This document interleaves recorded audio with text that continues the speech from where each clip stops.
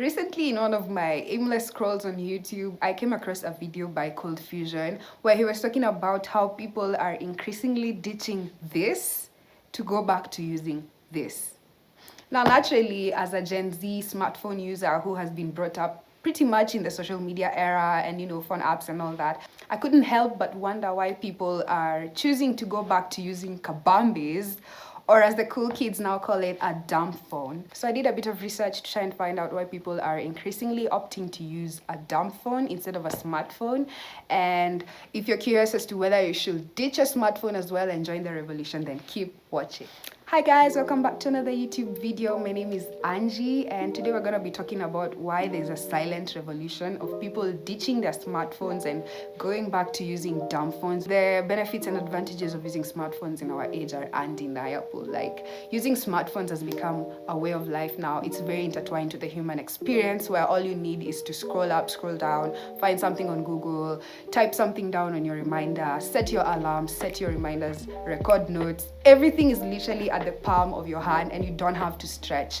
Now, this has also come with a lot of exposure for people who use smartphones. For example, I'm using a smartphone to record this video and later post it on YouTube. So there has been the growth of the digital era, and all these opportunities are more accessible to people. So we really can't downplay the importance and the benefits that have come with, the internet and the smartphone era. Conversely, though, there are a few downsides to using smartphones, and we are aware of this. So one of the main downsides is the dissociation that we have from reality, because our lives are basically centered on what we see, what we watch.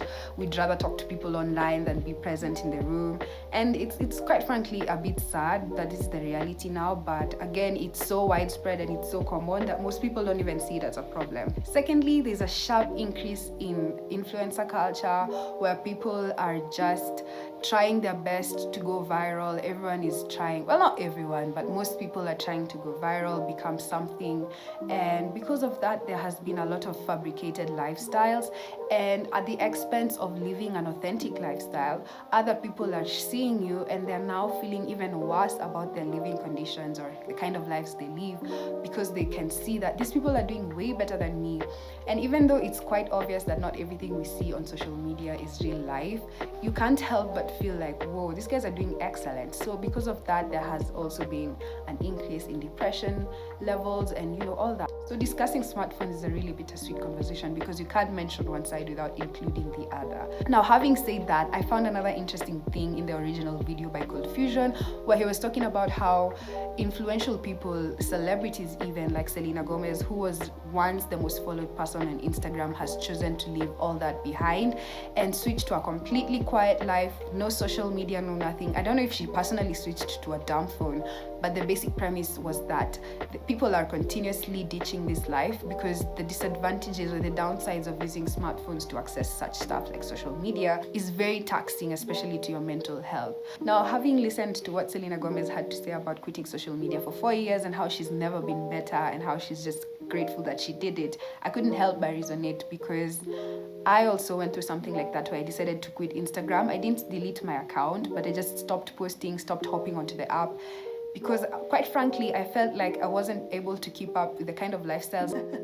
So having personally experienced the serenity and the peace that comes when you don't have all these notification pings, all these Instagram posts, likes and comments and all this coming at you, I can resonate with why more people would want to switch back to this.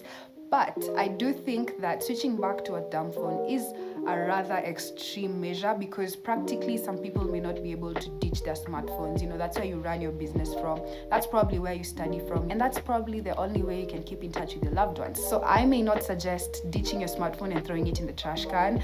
Instead, what I'll give you are tips that can help you achieve the dumb phone experience on your smartphone, so you don't necessarily have to kick it away. Now, disclaimer, the tips I'm about to give you require you to have complete discipline of the mind, and you kind of have to do this because you want to and not because you saw it on a random YouTube video and decided to try it out. So let's get into it. Now, the first tip I would give anyone looking to experience a dumb phone life while still using their smartphone is to turn off any notifications from any social media platforms that you use. This includes Instagram, WhatsApp, Twitter, TikTok, Reddit, YouTube, all that, turn off all notifications, because what happens is you get the need to check your phone, and what happens over time is that your brain is rewired to always feel the need to check your phone even when you know there's probably nothing there for you to check. So this has brought on a new wave of human behavior where people are compulsively reaching out for their phones even when there's no need to do so, and it's basically messing up with our mental. So the best thing I would recommend for you to do is just to turn off these notifications, because it gives you the power to check on your applications and all that only when you want to.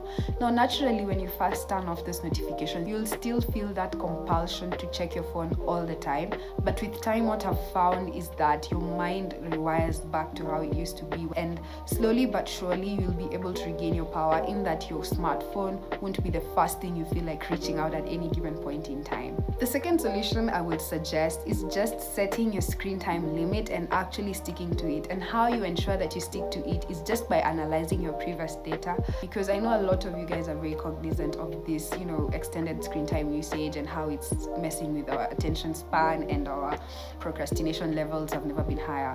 But at the same time, we do tend to be a bit easier on ourselves. So what we do is just extend the screen time for today, extend it for the week and all that, and that just is not doing any good for you. So what you can do is actually sit down and analyze your previous screen time usages, because once you see the numbers pile up, once you see that you've spent 16 hours on your phone, it kind of gives you that realization and that push that, whoa, I need to do something about this.